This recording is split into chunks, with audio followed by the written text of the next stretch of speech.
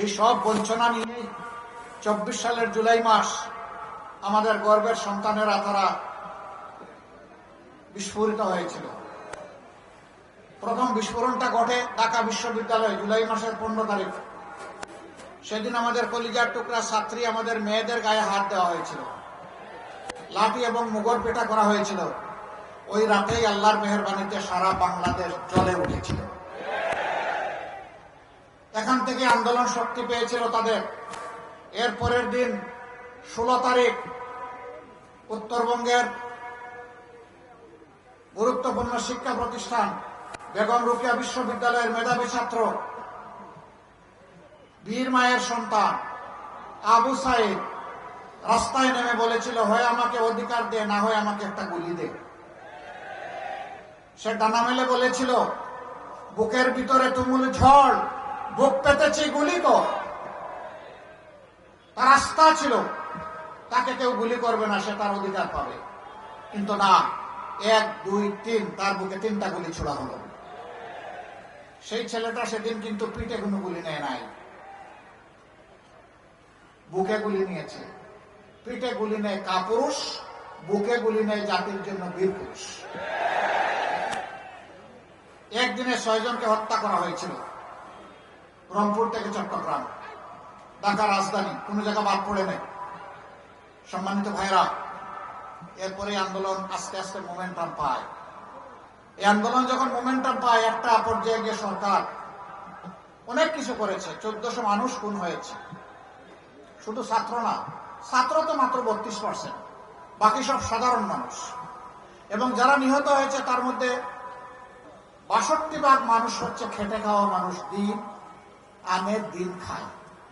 সেই লোকগুলো তাদের জীবনের সবচেয়ে মূল্যবান সম্পদ রক্ত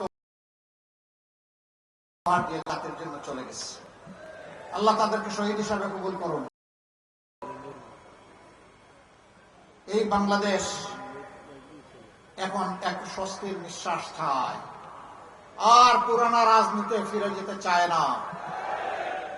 এই পুরানা রাজনীতি বাংলাদেশকে আগাইতে দেয় নাই, পায়ে জিঞ্জির দিয়ে আটকে রেখেছে, সামনে দৌড়ানোর সুযোগ দেয় নাই। আমরা সেই বাংলাদেশকে আল্লাহর উপর ভরসা করে পাল্টে দিতে চাই। এই সুযোগই আগামী 12 তারিখ গণভোটের মাধ্যমে পুরোনো বন্দোবস্ত রাজনীতির যা আছে এটাকে বলা হবে তুমি না, বিদায় নাও, এবং নতুন রাজনীতিকে বলা হবে হা। গণভোটে কি দিবেন আপনারা? কি দিবেন? হা মানে আজাদি, না মানে গোলামি। আজাদি না গোলামি? আজাদি না গোলামি? ইনশাআল্লাহ আমাদের প্রথম ভোট পড়বে আজাদির পক্ষে, ইনশাআল্লাহ হার পক্ষে। 2 নম্বর ভোট, যারা সরকারে গিয়ে দেশটাকে ইনসাফের ভিত্তিতে পরিচালনা করবেন। সমাজে আর কোনো বৈষম্য হবে না, চাঁদাবাজি থাকবে না, দুর্নীতি চলবে না, মামলা বাণিজ্য হবে না, নিরীহ মানুষকে হয়রান করা হবে না, মায়ের গায়ে হাত পড়বে না। সেই বাংলাদেশটা আমরা গড়তে চাই। সকলের জন্য নিরাপদ বাংলাদেশ, সকলের জন্য গর্বের বাংলাদেশ আমরা করতে চাই। সকলের জন্য ন্যায় বিচার আমরা কায়েম করতে চাই। সেই ন্যায় বিচারটা, যে অপরাধ করলে একজন সাধারণ মানুষের বিচারে একটা শাস্তি হবে, একই অপরাধ যদি দেশের প্রধানমন্ত্রী কিংবা প্রেসিডেন্ট করেন, তাদেরকেও ছাড় দিয়ে কথা বলা হবে না, তাদেরকেও কোনো দায় মুক্তি দেওয়া হবে না, বিচারের আওতায় আসতেই হবে। অপরাধ অপরাধী, যিনি করেছেন তিনি অপরাধী, তার অপরাধের শাস্তি তাকে পেতে হবে। সম্মানিত ভাইরা, সেই বাংলাদেশ গড়ার জন্য, যুবকদের হাতে বাংলাদেশের চাবি তুলে দেওয়ার জন্য 12 তারিখ আমাদের দরজায় কড়া নাড়ছে। প্রথম ভোটটি হা, দ্বিতীয় ভোটটি ইনসাফের প্রতীক দাড়িপাল্লা সহ 11 দলের যার যেখানে যে প্রতীক আমরা হাতে তুলে দিয়েছি সেই প্রতীক। এটা কোনো দলের প্রতীক নয়, এটা ঐক্যবদ্ধ বাংলাদেশের প্রতীক। আমরা বাংলাদেশ জামাতে ইসলামের সরকার গড়তে চাই না, আমরা বাংলাদেশ জামাতে ইসলামের বিজয় চাই না, আমরা 18 কোটি মানুষের বিজয় চাই। জাতি, ধর্ম, দল, মত নির্বিশেষে সব কয়টি নাগরিকের বিজয় চাই। সেই বিজয়ের লড়াই আগামী 12 তারিখ ইনশাআল্লাহ। আপনারা ইনসাফের প্রতীক দাড়িপাল্লার পক্ষে থাকবেন। এখানে যেহেতু অন্য কোনো প্রতীক নাই, এই জন্য আমি এটা বললাম। অন্য জায়গায় যেটা আছে সেখানে তাই বলবো ইনশাআল্লাহ।